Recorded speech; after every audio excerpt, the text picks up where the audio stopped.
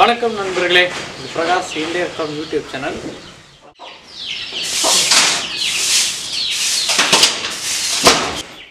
இந்த வீடியோவில் கிளிமூக்கு கோழிப்பண்ணையை எப்படி மெயின்டைன் பண்ணணும், எந்த மெத்தடில் நீங்கள் வளர்த்திங்கன்னா பாதுகாப்பாக வளர்க்க முடியும் அப்படிங்கிற பற்றி டிஸ்கஸ் பண்ண போகிறோம். அதுக்கான வீடியோ தான் இது.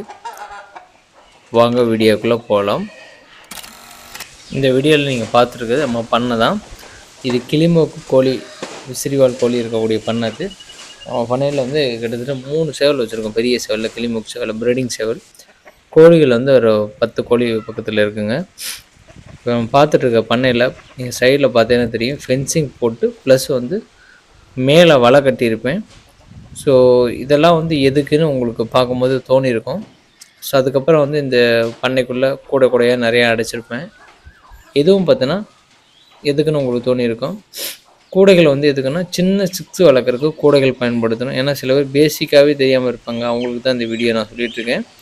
அதுக்கப்புறம் இந்த வலை இது கட்டியிருக்கேன்னா சின்ன சிக்ஸ் வெளியே மேய்ச்சலில் போச்சுனாலும் அதை பருந்தோ காக்கவோ தூக்காமல் இருக்கிறதுக்காண்டி இந்த மாதிரி மெத்தடில் வெளியே ஃபென்சிங்குள்ளாரையும் பார்த்தீங்கன்னா மீன் வலை கட்டி விட்டுருப்பேன். நீங்கள் பார்த்தீங்கன்னா தெரியும். மீன் வலை எங்கடா வாங்கினேன்னு கேட்டிங்கன்னா செகண்ட் ஹேண்டில் ஃபேஸ்புக்கில் போட்டு விற்கிறாங்க. ஒரு கிலோ 150 ரூபா அந்த ரேஞ்சு விற்பாங்க. அந்த யூஸ் பண்ணக்கூடிய மீன் வலையை நம்ம வாங்கி இந்த மாதிரி கட்டிக்கிட்டோம்னா கோழிப்பண்ணைக்குள்ளே காக்கா பருந்து இந்த தொல்லைகள் இருக்காது. அதுக்கப்புறம் பார்த்தோன்னா இரவு நேரத்தில் அடைக்கிறதுக்கு நான் எந்த மெத்தட் பயன்படுத்துகிறேன்னு சொல்லி நீங்கள் பார்த்தீங்கன்னா உங்களுக்கு புரியும். இரவு நேரத்தில் சில பேர் என்ன பண்ணுவாங்கன்னா கூடையில் அடைப்பாங்க.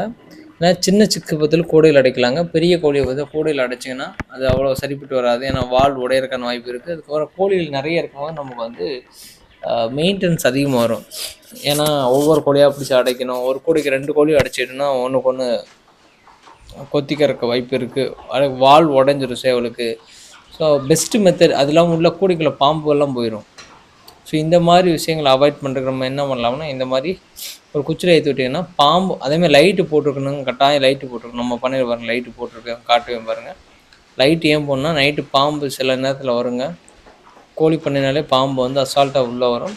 பாம்பு ஏதோ ஒரு மெத்தடில் வந்துடும். நீங்கள் என்ன தான் பாதுகாப்படுத்தினாலும் மேலே குதிச்சாத பேச்சு வந்துடும், உள்ளே வந்துடும். அப்படி உள்ளே வந்துச்சுன்னா கூட லைட் இருந்தால் கோழிகள் ஒதுங்கிக்கும். ஸோ அதனால் நம்ம பெருசாக இதாகாது.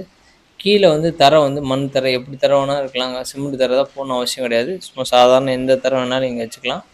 ஆனால் மெயின் நமக்கு குச்சில் ஏற்றி விடுறது பெஸ்ட்டு. ஏன்னா ரொம்ப உயரமாக இருக்கக்கூடாது. ஏன்னா ரொம்ப உயரமாக இருந்தால் ரெக்கையில் ஃபால்ட் இருக்கக்கூடிய சேவல் கோழி வெயிட் அதிகமானது இந்த மாதிரி விஷயங்கள்லாம் மேலே ஏறி உட்கார முடியாது. சேவல் டெய்லி உயரத்துலேருந்து கீழே குதிச்சுச்சுன்னா கால் ஆணி விழுந்துற வாய்ப்பு இருக்குது. ஸோ அதனால் 2.5 அடிக்கு மேலே இல்லாமல் பார்த்துக்கோங்க. 2.5 அடி 3 அடிக்குள்ளே இருக்க மாதிரி பாருங்கள் ஹைட்டு. அந்த கோழி அடையிறக்கூடிய குச்சி உயரம்.